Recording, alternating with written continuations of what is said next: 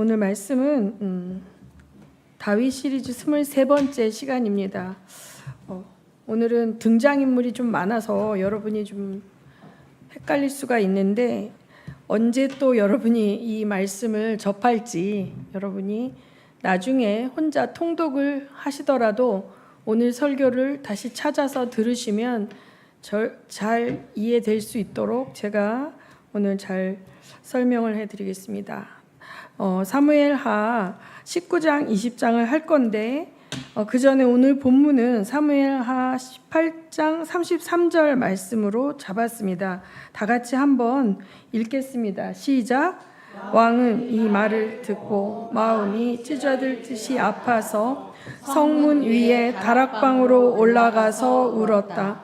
그는 올라갈 때에 내 아들 압살롬아, 내 아들아, 내 아들 압살롬아, 너 대신에 차라리 내가 죽을 것을 압살롬아, 내 아들아, 내 아들아 하고 울부짖었다.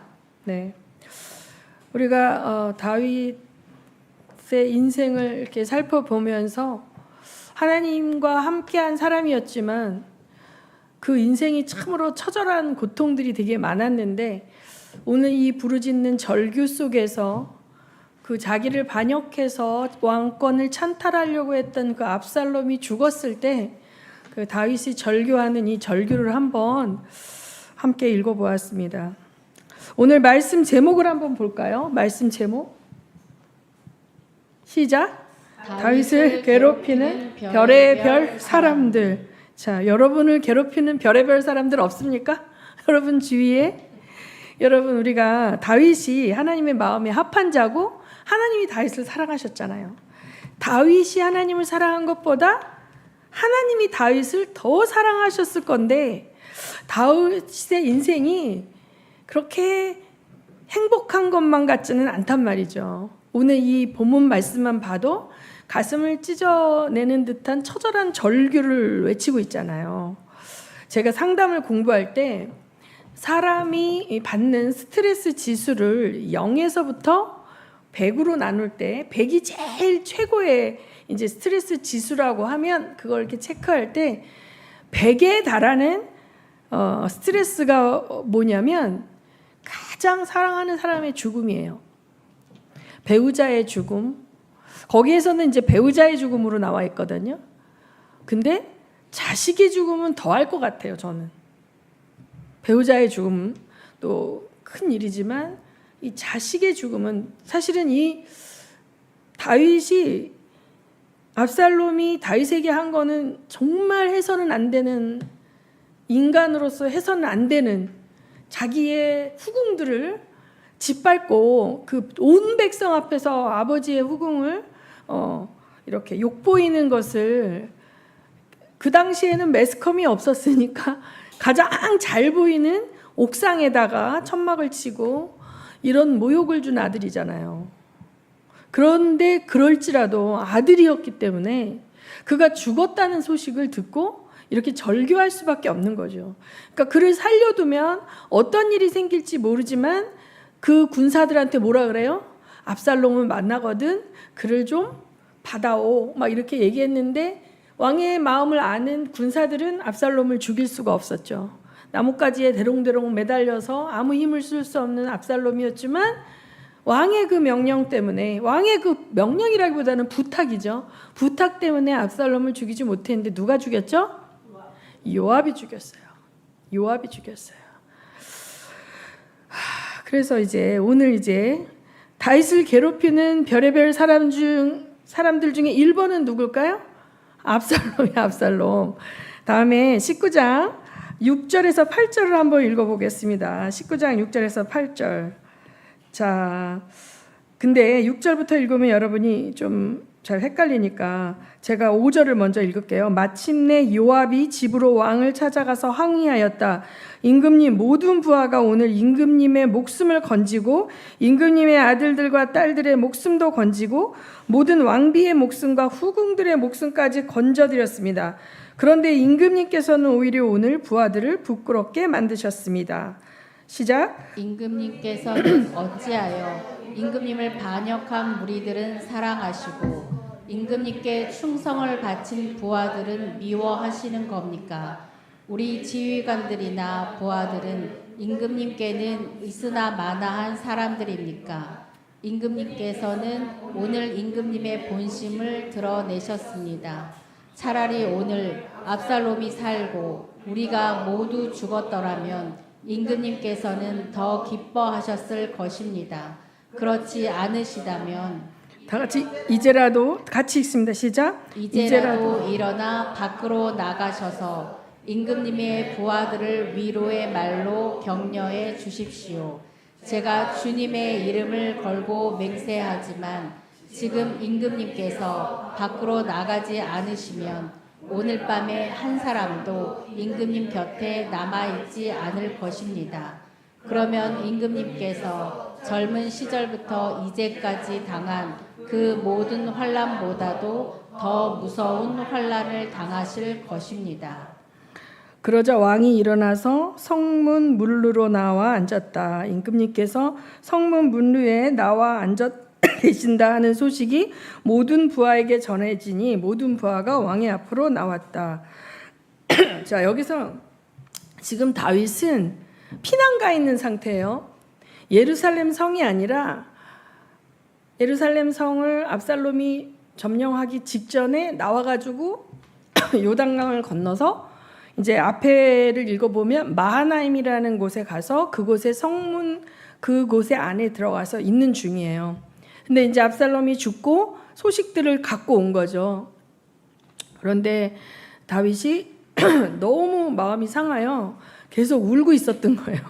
고통 가운데 있었던 거죠. 그런데 요압이 왕을 이끌어내죠. 지금 왕을 살리기 위해서 우리 부하들과 우리가 압살롬의 군대 반란군을 쳐부쉈는데 왕이 이러고 계시면 우리는 뭐가 됩니까? 하면서 막 왕을 압박하고 이런 식으로 나오시면 이제 오늘 밤에 다 떠나면 이제 혼자서 알아서 해보시던가 막 약간 말은 공손하게 했지만 뭐예요? 굉장히 왕한테 압박을 가하고 있는 거죠. 그러니까 왕이 아직 슬픔을 추스리지도 못했지만 어떻게 해요?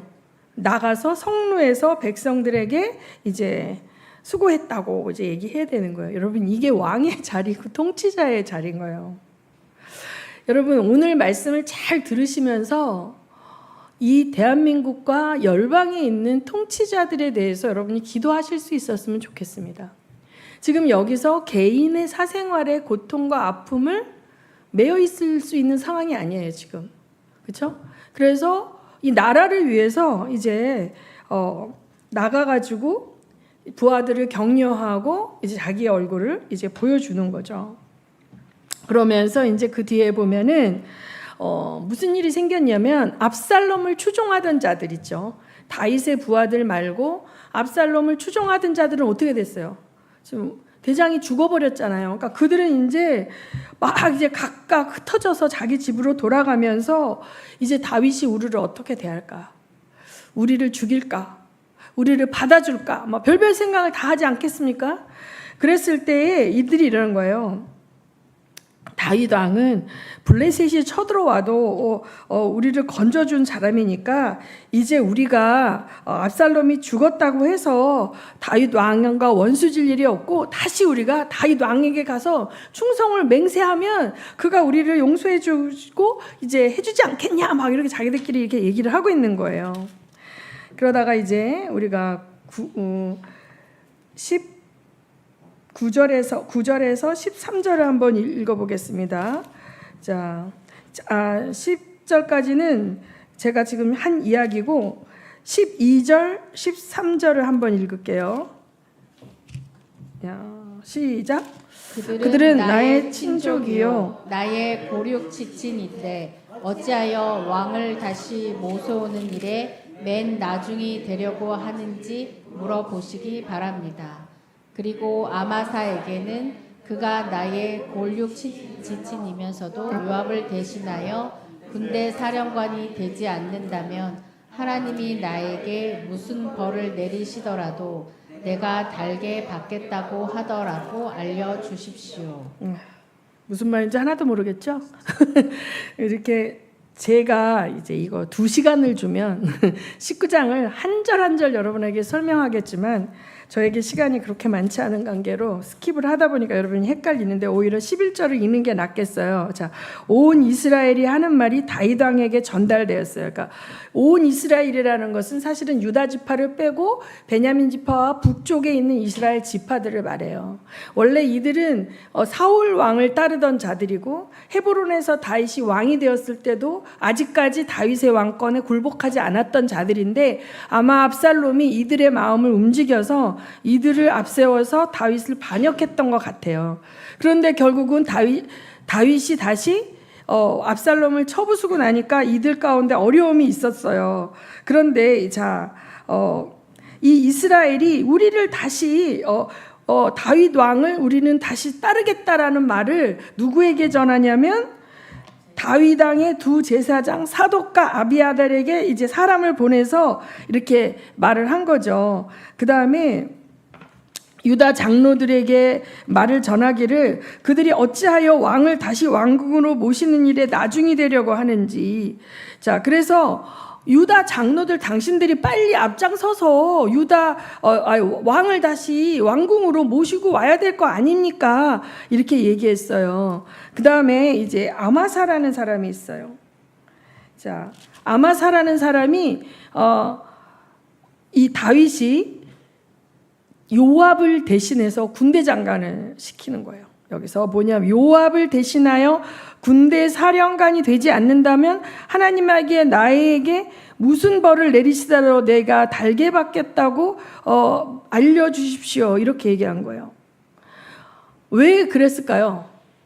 요압이 압살롬을 죽였고 그 다음에 요압의 권력이 다윗을 위협할 정도로가 되니까 다윗은 요압이 부담스러운 거예요. 그래서 이제 아마사는 누구냐면 사촌지간이에요. 다윗에게 여자 형제간이 있었거든요. 다윗의 여자 형제간이 있었는데 여기 나중에 보면 스루야의 아들들아 나를 왜 괴롭게 하느냐 이러는데 이 스루야가 이제 한 여자 자매고 또 하나 아비가일이라는 여자 자매가 있었어요. 그런데 이 스루야의 아들은 삼형제예요.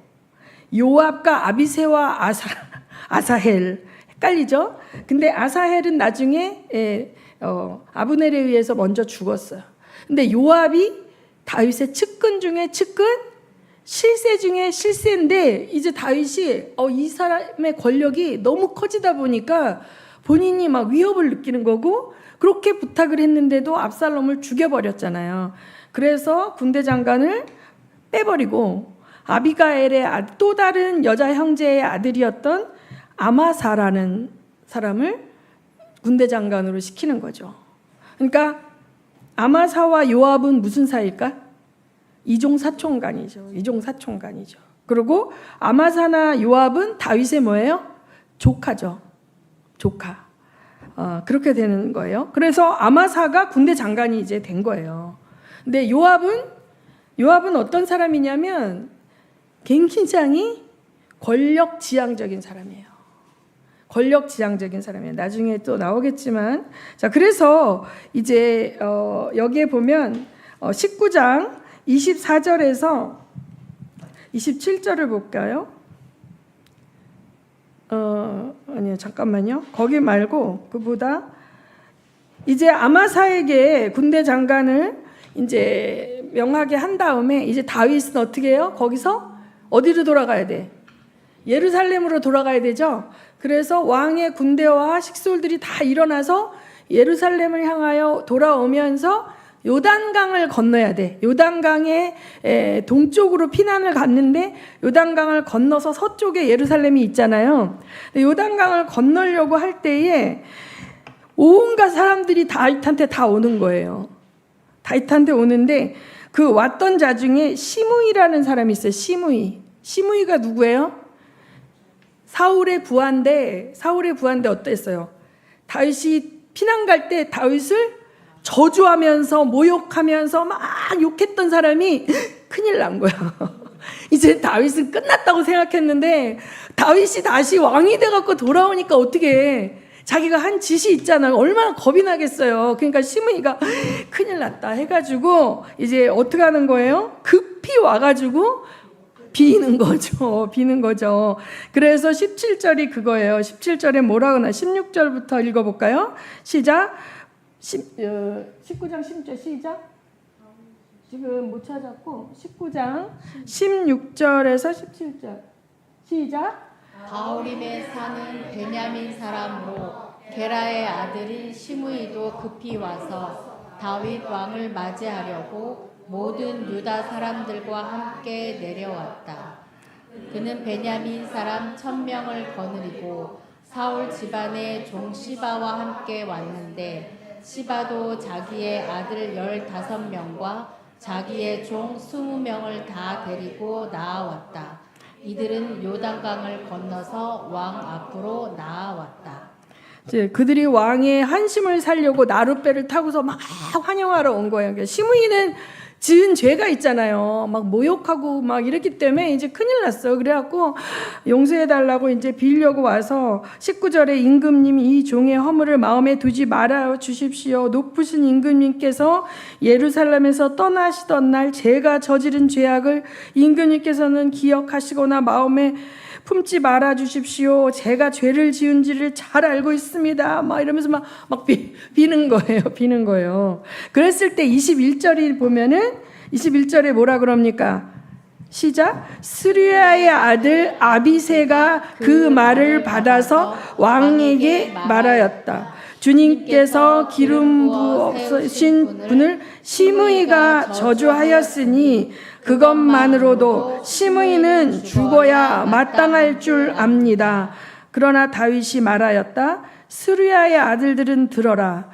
나의 일에 왜 너희가 나서서 오늘 나의 대적이 되느냐? 내가 오늘에서야 온 이스라엘의 왕이 된 것 같은데 이런 날에 이스라엘에서 사람이 처형을 받아서야 되겠느냐? 왕이 시므이에게 맹세하였다. 너는 처형을 당하지 않을 것이다. 이렇게 얘기해요. 여기서 스루야의 아들이 나서는 거야. 아비새는 누구라고요? 요압의 동생이에요. 그래서 이 군권을 가진 사람들은 힘을 쓰기를 좋아하잖아요.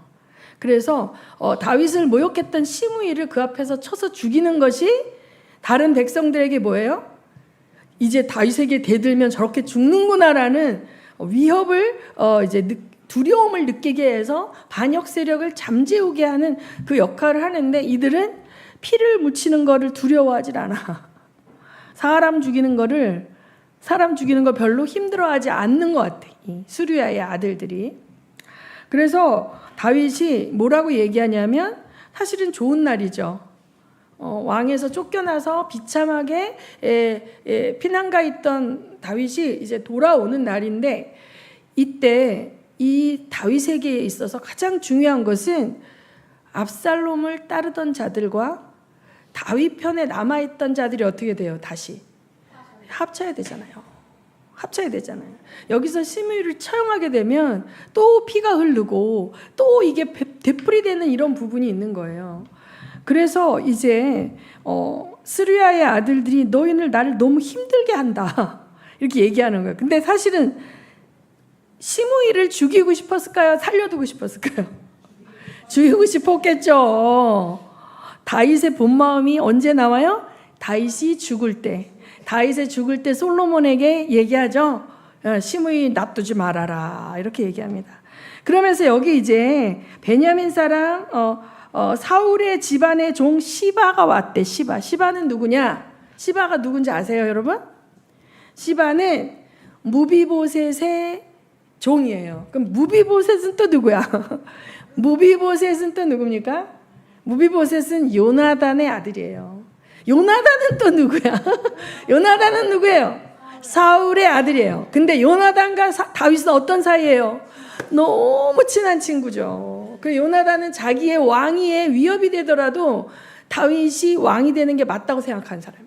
자기보다 다윗이 훨씬 이스라엘의 왕이 되기에 합당하다고 생각하니까 자기 아버지가 이 바보 같은 자식아, 네 왕위를 꿈꾸는 다윗을 네가 그렇게 감싸고 도는 게 막 욕을 먹어도 다윗을 어떻게 해요? 살려가게 피난시켜 줬잖아요. 도와줬죠. 도망가도록 망명생활하도록 아버지 칼에 죽지 않도록 피난시켜줬기 때문에 요나단을 두고 뭐라고 했어요? 네 자손을 내가 끝까지 내 자손처럼 돌보겠다 해서 사울의 집안이 다 망할 때에 무비보셋을 죽을 뻔했는데 그 유모가 데리고 도망가다가 떨어뜨려 갖고 다리뼈가 골절이 돼 갖고 다리를 절게 됐단 말이에요. 근데 이 무비보셋을 다윗이 찾아내서 왕자들처럼 대접하고 왕자들의 상에서 먹게 하고 재산도 주고 요나단과의 약속을 지켰는데 16장 사무엘하 16장 1절에서 4절로 가봅니다. 사무엘하 16장 1절에서 4절 시작. 다윗이 산꼭대기에서 떠난 지 얼마 안 되어서 무비보셋의 하인 시바가 와서 그를 맞이하였다. 시바는 나귀 2마리에 안장을 얹고 그 위에다가는 빵 200개와 건포도 뭉치 100덩이와 여름 과일 100개와 포도주 한 가죽 부대를 싣고 왔다. 왕이 시바에게 물었다. 네가 무엇 때문에 이것을 가지고 왔느냐? 시바가 대답하였다. 이 나귀들은 임금님의 가족들이 타고 빵과 여름 과일은 신하들이 먹고 포도주는 누구나 광야에서 기진할 때에 마시고 이렇게 하시라고 가져왔습니다.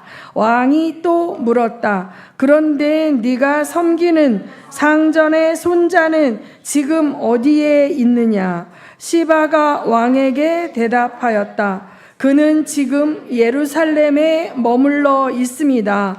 이제야 이스라엘 사람이 자기 할아버지의 나라를 자기에게 되돌려 준다고 생각하고 있습니다. 왕이 시바에게 말하였다. 무비보셋의 재산을 네가 모두 가져라. 시바가 대답하였다.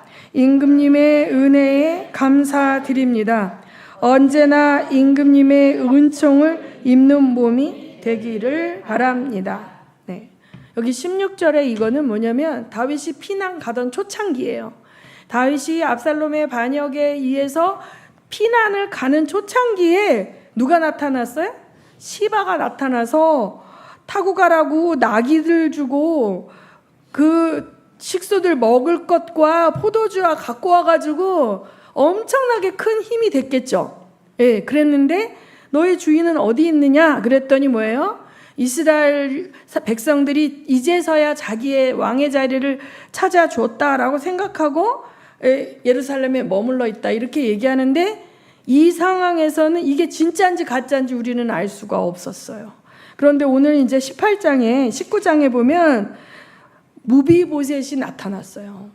24절에 보면 24절에 그때 사울의 손자 무비보셋도 왕을 맞으러 내려왔다. 다 같이 읽습니다. 시작. 그는 왕이 떠나간 날부터 평안하게 다시 돌아오는 날까지 발도 씻지 않고 수염도 깎지 않고 옷도 빨아 입지 않았다. 그가 예루살렘에서 와서 왕을 맞이하니 왕이 그에게 물었다. 무비보셋은 어찌하여 나와 함께 떠나지 않았느냐? 그가 대답하였다. 높으신 임금님, 저는 다리를 절기 때문에 나귀를 타고 임금님과 함께 떠나려고 제가 탈 나귀에 안장을 얹으라고 저의 종에게 일렀으나 종이 그만 저를 속였습니다. 그리고는 그가 임금님께 가서 이 종을 모함까지 하였습니다. 임금님은 하나님의 천사와 같은 분이시니 임금님께서 좋게 여기시는 대로 처분하시기를 바랍니다. 자, 여러분 누구 말이 진짜 같아요? 무비보셋 말이 진짜 같아요? 시바 말이 진짜 같아요? 그렇죠? 예, 무비보셋은 자기가 다리를 절기 때문에 걸어서는 따라갈 수가 없어요. 괜히 폐가 되죠. 그래서 나귀를 타고 쫓아가려고 하는 와중에 이 시바가 어떻게 했어요? 앞장서서 자기 주인을 모함하고 그 결과 뭐예요? 다윗은 확인할 수 있는 상황도 아니야. 지금 피난 가는 와중인데 지금 그 사람을 징계할 수 있는 입장이 아니다 보니까 그 재산 다 너가 줘 이렇게 한 거죠. 그래서 다윗이 그 와중에 무비보셋의 재산을 전부 시바에게 줘버린 거예요. 이런 상황인데 이 둘이 다 나타난 거예요. 그러니까 짜증나겠죠.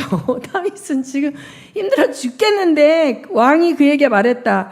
네가 어찌하여 그 얘기를 또 꺼냈느냐 하면서 너는 시바와 밭을 나눠 가져라 이렇게 얘기하는 거예요. 이미 시바에게 줬고 시바가 그날 갖고 왔던 음식물과 그 모든 것이 자기들이 피난 갈 때 엄청난 도움이 되었던 건 사실이거든요. 눈치는 되게 빠른 인간 같아요. 아주 배반을 잘하고 교활하지만 아주 그냥 딱 마음을 사는 그 역할을 딱 한 거야. 그 적절한 시기에. 그 다시 뺏을 수도 없는 이런 거죠. 신세를 졌으니까. 그랬더니 무비보셋의 말이 더 감동인 게 왕에게 아뢰었다. 높으신 임금님께서 안전하게 왕궁으로 돌아오시게 되었는데 이제 그가 그 밭을 차지한들 어떻습니까? 자기는 그 밭이 중요하지 않고 다윗 왕이 살아서 무사히 돌아오셨으니까 그걸로 자기는 됐다는 거야. 그 재산은 걔가 갔든 말든 나는 상관이 없겠다는 거야. 그러니까 여러분 보세요. 이 권력자의 주변에는 너무나 많은 사람들이 오는데 입에 혀처럼 그들의 비율을 맞추면서 자기들의 이득을 취하는 자가 있고 좀 어버버하고 타이밍도 놓치고 뭔가 말도 잘 못하지만 진심으로 충성을 갖고 있는 자들이 있어요. 그렇죠? 그러니까 이거를 잘 봐야 되겠죠. 왕들이, 권력자들이. 자, 그래서 여기에서 이 무비보셋과 시바 이들도 본의 아니게 다윗을 어떻게 했다? 괴롭힌 거예요. 둘이 나타나서 이 사람은 이 말하고 저 사람은 저 말하는데 모르겠어. 니네들이 나눠가져. 이렇게 했는데 이 무비보셋의 말이 우리를 감동 주는 거야. 왕이 돌아오셨기 때문에 우리는 그까지 재산 걔가 다 가져도 난 상관없습니다. 예수를 따르는 자들이요. 예수를 따르는 것이 내 유익이 돼서 따르는 자도 있어요. 그런데 예수를 따름으로 핍박을 받고 예수를 따름으로 불이익을 당하고 예수를 따름으로 왕따를 당해도 예수를 따르는 자가 있고 그런 상황이 되면 예수를 버리는 자가 있는 거죠.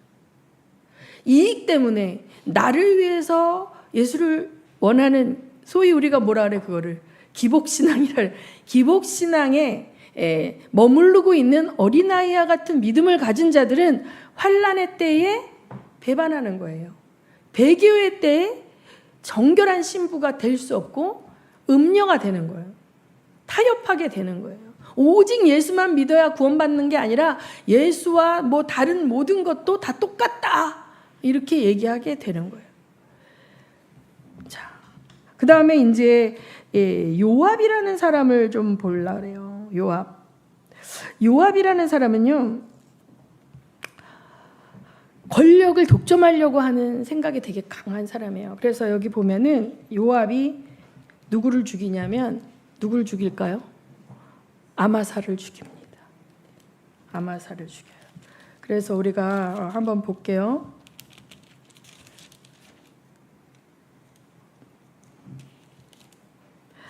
어, 20장 4절부터 10절까지 좀 읽을 거예요. 제가 먼저 읽습니다. 왕이 아마사에게 명령하였다. 장군은 유다 사람을 사흘 안에 모아 나에게 데려오고 그대도 함께 오시오. 왜 이 명령을 했냐면 또 반란이 일어났어요. 또 반란이. 그러니까 왕권이 약화되고 다윗이 늙고 막 압살롬한테 자기 아들도 반란 일으키다 보니까 이제 세바라는 사람 베냐민 지파 사람이에요. 계속 베냐민 지파는 뭐예요? 사울을 따르던 지파잖아요. 베냐민 지파 사람 세바라는 사람이 우리가 다윗에게 얻을 몫은 없다 하면서 다시 이스라엘 사람들아 우리가 뭉치자 하면서 또 반역을 일으킨 거예요. 세바라는 사람이. 세바가 반역을 일으켰는데 그 세바를 반역군을 어떻게 치러 나가야 되잖아. 그러니까 군대 장관이 지금 현재 누구예요? 아마사예요. 그래서 아마사에게 명령하는 장면입니다. 이게 왕이 아마사에게 명령하였다. 장군은 유다 사람을 사흘 안에 모아 나에게 데려오고 그대도 함께 오시오. 5절 여러분이 시작. 아마사가 유다 사람을 모으러 갔으나 왕이 그에게 정하여 준 기간을 넘겼다. 그래서 다윗은 아비새에게 명령하였다. 이제 비그리의 아들 세바가 압살롬보다도 더 우리를 해롭게 할 것이요. 그러므로 장군은 나의 부하들을 데리고 그를 뒤쫓아 가시오.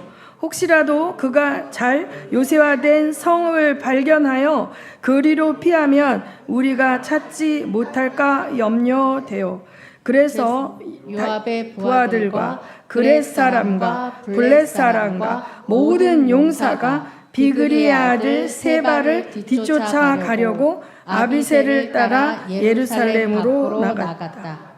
그들이 기브온의 큰 바위 곁에 이르렀을 때에 아마사가 그들의 앞으로 다가왔다. 요압은 군복을 입고 허리에 띠를 띠고 있었는데 거기에는 칼집이 달려 있고 그 칼집에는 칼이 들어 있었다. 요압이 나아갈 때에 칼이 빠져나와 있었다. 9절 시작. 요압은 읽습니다. 시작. 요압은 아마사에게 형님 평안하시오 하고 말하면서 오른손으로 아마사의 턱수염을 붙잡고 입을 맞추었다. 다 같이 시작. 요압이 다른 손으로 칼을 빼어 잡았는데 아마사는 그것을 눈치채지 못하였다. 요압이 그 칼로 아마사의 배를 찔러서 그의 창자가 땅바닥에 쏟아지게 하니 다시 찌를 필요도 없이 아마사가 죽었다. 그런 다음에 요압은 자기 동생 아비새와 함께 비그리의 아들 세바를 뒤쫓아 갔다. 네. 자, 여기서 형님이라고 얘기하는 걸 보니까 이 아비가일의 아들이었던 아마사가 요압보다도 나이가 많았던 것 같아요. 그런데 이 요압이 아마사를 죽일 이유가 없거든요. 지금 전쟁이 났잖아. 다시 또 반란이 일어났고 아마사에게 군대 장관을 맡겼고 아마사에게 유다 지파를 왜냐하면 못 믿는 거야. 지금 베냐민 지파 쪽에서 반란이 일어났고 계속 압살롬의 반란군이든지 세바의 반란군이든지 이스라엘 10지파를 자꾸만 이렇게 격동을 시켜서 유다 지파의 이 다윗을 반역하게 하니까 유다 지파 위주로 지금 군사를 모아와라 라고 맡겼는데 이 아마사가 기한 내에 못 돌아온 거예요. 그러니까 이 다윗 입장에서 너무 불안한 거야. 이게 지금 아마사의 소식을 못 듣고 시키는 날짜에 오지 않았기 때문에 여기서 우리가 또 지면 압살롬 때보다 더 힘든 거죠. 그러니까 다시 명령을 또 내린 거죠. 같이 있었던 아비새에게 명령을 내려요. 그런데 여기서 지금 계속 요압에게는 명령을 안 내리고 있어요. 아비새는 누구예요? 요압의 동생이죠. 근데 요압이 나가서 어떻게 해요? 만나는 거예요. 가다가 이 세바의 반란군을 뒤쫓아 가다가 이제 막 돌아오고 있는 아마사를 만나서 인사를 하고 허깅을 하는 척하면서 자기 칼로 창자를 배를 갈라서 창자가 떨어지게 한 거예요. 그러니까 이 요압이라는 사람은 이 이스라엘의 안녕, 이스라엘의 평안함과 이 왕국의 이걸 원하는 게 아니라 자기의 권력이 최고가 되는 거예요. 왕도 지금은 자기가 주무르고 있기 때문에 아마사라는 사람이 살아있으면 자기가 제거될 거라는 생각에 사촌임에도 불구하고 죽여버리는 거예요. 그래서 이 요압이요, 죽이지 말라 그러는 사람을 3번이나 죽입니다. 이 아브넬을 죽였어요. 아브넬은 누구냐면 자기 동생 아사헬을 죽인 사울의 부하인데 아사헬이 막 쫓아가니까 아브넬이 얘 햇병아리야 너 자꾸 나 쫓아오지 말아라. 내가 너를 죽이게 되면 니네 가문과 내가 원수가 되니 빨리 가서 작은 병사 하나 죽이고 나 같은 대장을 네가 죽이면 안 돼. 빨리 가. 그랬는데 얘가 열심히 특심이야. 아사헬이 막 따라가갖고 내가 너를 죽일 거야. 그러면서 이제 사울의 군대 장관 아브넬을 막 쫓아가니까 아브넬이 할 수 없이 확 죽였어요. 아사헬을. 그러니까 막내 동생이야. 요압의 이제 막내 동생이 죽였어요. 그랬는데 아브넬이 나중에 사울이 죽고 난 다음에 다윗에게 와서 어떻게 해요? 화평을 청하는데 화평을 청하는 사신으로 온 거예요. 그래서 다윗은 어떻게 해요? 베냐민 지파의 사람들을 내 사람으로 만들어야 되니까 그걸 받아들였단 말이에요. 그 흔쾌히 받아들이고 잘 대접했는데 돌아갈 때 어떻게 했어요?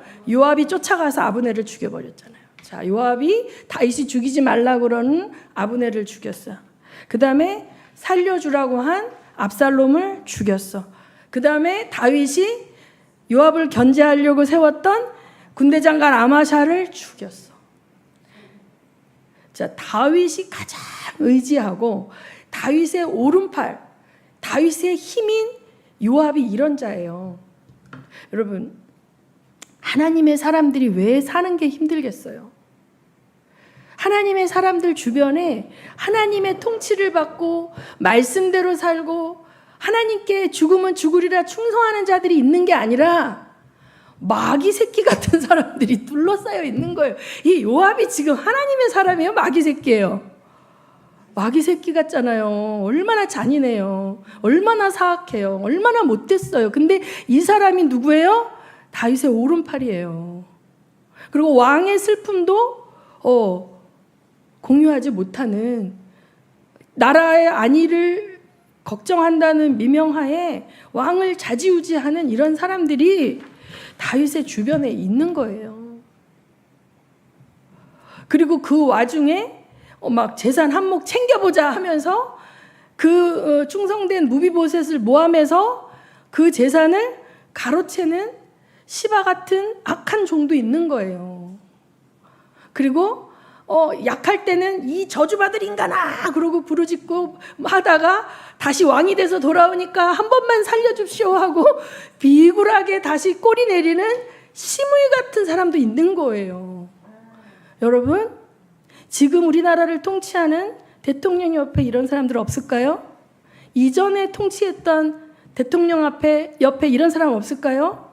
미국의 대통령 옆에 이런 사람들 없을까요?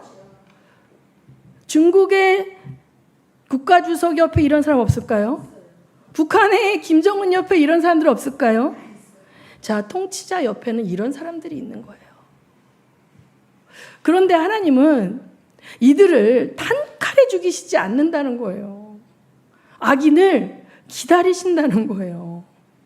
악인이 그 인생이 남아있는 동안 회개하기를 기다리시는 거예요.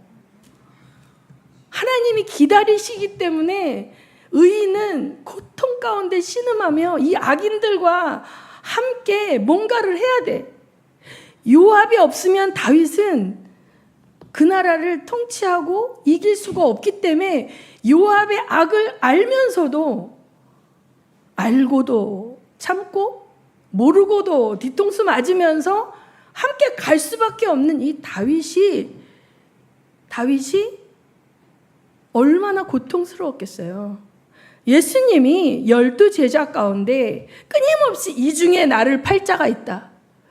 너희 중에 다는 아니다. 유다 안에 예수를 팔려는 생각, 어떻게 저들과 얘기해서 어느 순간에 예수를 잡아 죽이려고 하는 것까지 예수님은 다 아시잖아요. 그러나 끝까지 계속 얘기하시잖아요. 마지막 만찬까지 나와 함께 이 그릇에 손을 넣는 자가 그다. 내가 너를 지목해서 너 이 악한 자야 막 이렇게 하지 않고 네 스스로 그 행동을 멈추고 돌아오도록 내가 너를 기다리고 있어. 내가 너를 인내하고 있어. 그러나 나는 네가 하려는 일을 알고 있어. 계속 이렇게 하시면서 기회를 주시잖아요. 그러면 예수님이 유다가 아니었으면 십자가에 박히는 일이 일어나지 않았을까요? 아니죠. 그 경륜은 그 경륜대로 가지만 그 12제자 중에 굳이 예수를 팔아주는 악을 행하는 자가 나오는 것에 대해서 주님이 얼마나 힘드셨겠어요. 오늘 제가 필사를 하면서 나사로가 살아나는 그 장면을 했는데 여러분 필사를 해보십시오. 이게 그 속으로 들어가는 느낌이 든다니까요. 곧 다시 살릴 나사로예요. 근데 나사로를 사랑했기 때문에 나사로가 죽은 걸 보고 막 울고불고 하는 가족들과 친지들을 보시고 예수님 어떻게 했어요? 같이 울었다니까요. 공감해 줬다니까요. 이 요압이라는 인간은 자기가 평생 모신 그 임금님이 그 압살롬이 죽어서 처절하게 절규하는 그 눈물을 1도 공감하지 않고 지금 이럴 때입니까? 정신 차리십시오. 막 하고 위협하잖아요. 가자. 한 명도 당신 옆에 안 남아요. 이딴 식으로 하면 막 이러면서. 여러분, 이런 악인들과 함께 뭔가를 해야 되는 게 믿는 사람들의 숙명이에요. 우리가 세상에 나가면 하나님을 믿노라 하지만 요압 같은 자가 있어요.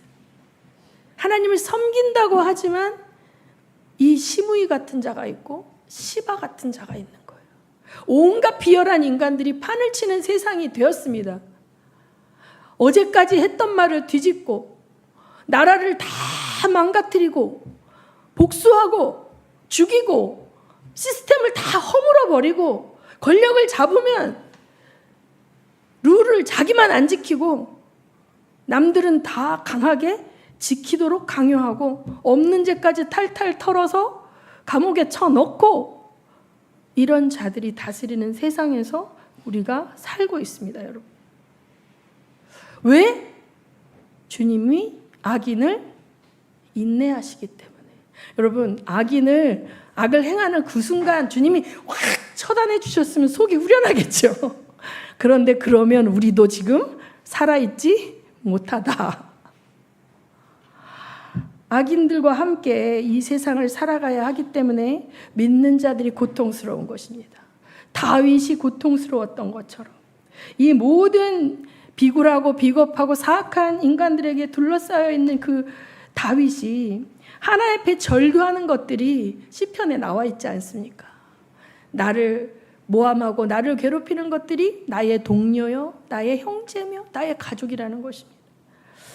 여러분, 이제는 오늘인가 어젠가 아무튼 전 대통령 부부가 감옥에 갇히는 초유의 사태가 이 나라에 생겼고, 또 미국의 대통령은 우리나라의 관세를 몇 프로를 매길지 모르겠고, 우리는 갑과 을의 관계 속에서 을일 수밖에 없고, 우리나라는 수출해서 먹고 사는 나라인데 노조의 파워가 점점 세지고, 그러니 기업들은 한국에서 기업을 하기가 어렵다고 다른 나라로 가겠다고 하면, 다른 나라로 가버리면 실업자가 생겨날 것이요, 경제는 무너질 것이요, 하나님을 대적하는 문화는 판을 치며 올라올 것입니다. 모든 드라마나 예능에는 동성애나 이 어떤 다원주의, 오직 하나님만을 섬기는 자들이 아니라 온 세상의 신을 다 섬겨도 그것이 쿨하고 넓고 선한 것이라는 그러한 문화로, 그러한 철학으로 모든 컨텐츠를 만들어내고 있습니다. 여러분, 이런 속에서 우리가 살아야 되는 것이죠. 이런 속에서 우리가 살아야 되는 것입니다. 하나님을 사랑하고 하나님의 마음에 합했던 다윗도 꽃길만 걸은 것이 아니라는 걸 여러분 기억하시기 바랍니다. 예수님도 12사도를 키워내는 3년 동안 자기의 등에 칼을 꽂을 그 배신자와 함께 먹고 마시며 신음하시며 안타까워하셨지만 결국 그는 자기 길로 가는 그 속에서 주님은 그의 자유의지를 끝까지 존중해 주시며 스스로 배반을 당하셨습니다. 우리가 이제 정신 차려야 될 때가 됐습니다. 말씀을 제대로 알아야 됩니다. 아주 가볍게 말씀을 알면 예수 믿으면 만사형통이고 내가 기도하면 짠하고 그런 일은 없습니다, 여러분. 마지막 때를 향하여 달려가고 있는 이때에 이 비열하고 하나님을 대적하는 사람들, 명분을 포장해서 광명의 천사를 가장하고 자기들의 악과 그 하나님을 대적하는 그 문화와 그것에 추종하는 것들을 믿는 자들에게 강요하는 이때에 우리가 이제 오직 주님께로 돌아가야 하겠습니다. 여러분이 문화에 노출되어 있는 시간에 정말 반만이라도 하나님의 말씀에 투자하시기를 예수의 이름으로 축원드립니다. 여러분이 그 미디어에 몰두하고 있는 시간에 3분의 1만이라도 하나님을 찬양하고 기도하는 삶을 살아가시기를 예수 이름으로 축원드립니다. 매일매일의 삶이 모여서 여러분의 인생이 되는 것입니다. 오늘 못하는데 10년 뒤에 잘할 수가 없고, 오늘 못하는데 내년에 잘할 수가 없어요. 그래서 우리 다시 시작하십시다. 이번 수련회를 계기로 다시 시작하십시다. 이제 기도하겠습니다.